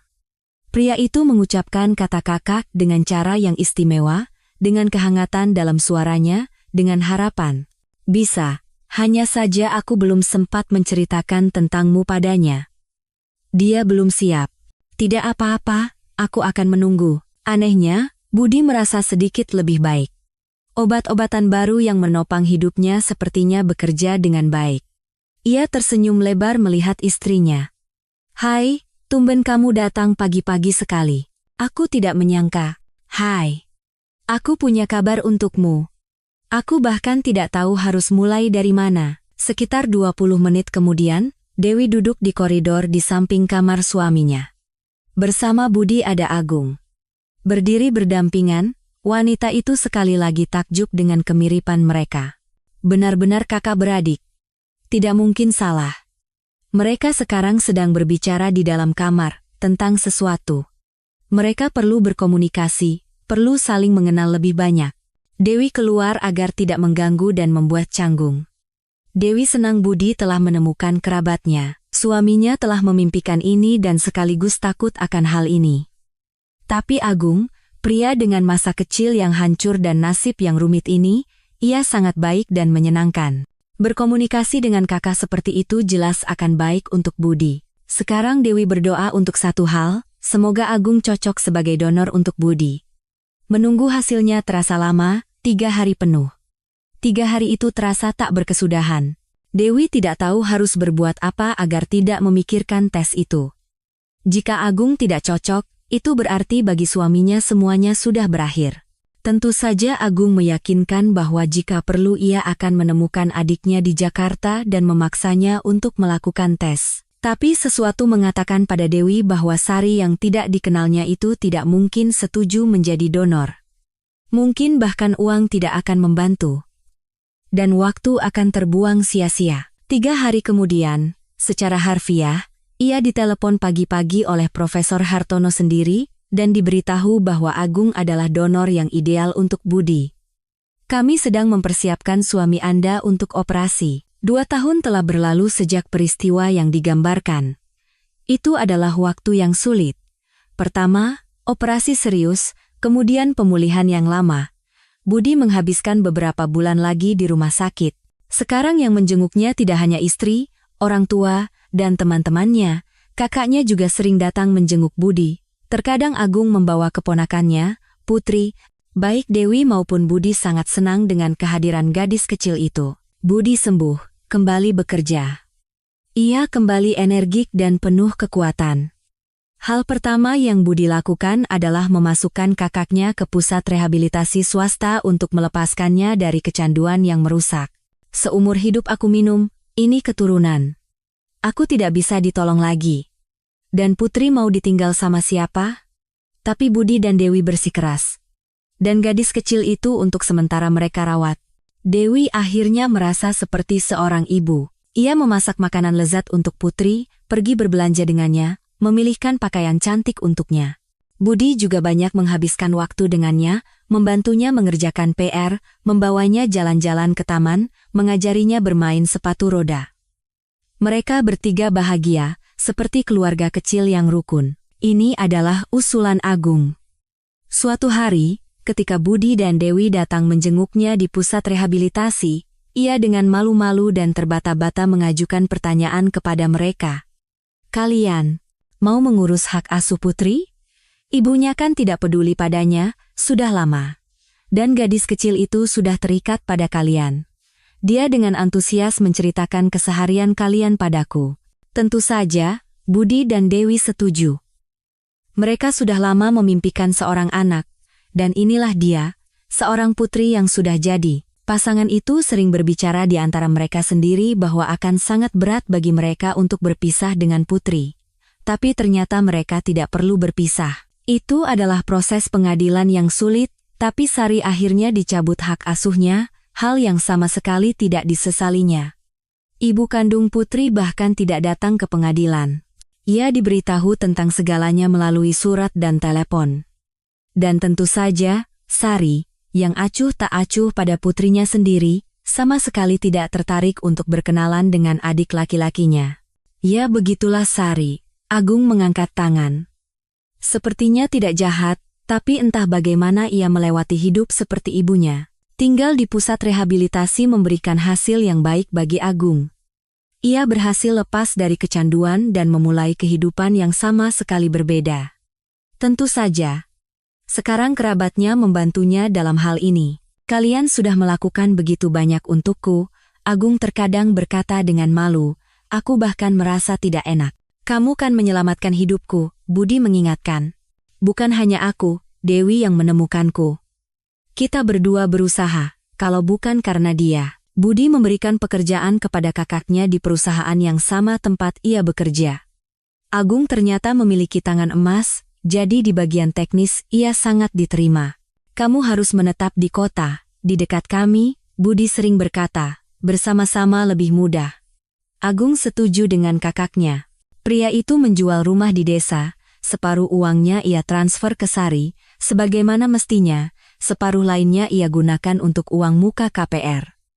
Agung membeli sebuah apartemen di kota, kecil, tapi berapa banyak tempat yang dibutuhkan seorang pria lajang. Yang penting, di gedung yang bersebelahan dengan rumah kakaknya. Semua orang senang dengan fakta ini, terutama Putri, yang tentu saja sangat terikat pada paman yang membesarkannya. Sekarang paman dan keponakan bisa bertemu setiap hari. Mereka sering saling mengunjungi, bisa dibilang tinggal di dua rumah. Dan semua hari libur tentu saja mereka rayakan bersama. Budi akhirnya menemukan keluarganya. Ia punya seorang kakak. Melihat Agung dan Budi yang sedang asyik mengobrol tentang sesuatu, Dewi merasa bahagia. Kakak beradik itu bersama, terlepas dari segalanya. Sungguh luar biasa mereka saling memiliki. Dewi bahkan sedikit iri, dalam artian yang baik. Ia selalu memimpikan seorang saudara perempuan atau laki-laki, tapi orang tuanya entah kenapa tidak berani memiliki anak kedua. Padahal, alangkah indahnya ketika kamu memiliki orang terdekat seperti itu.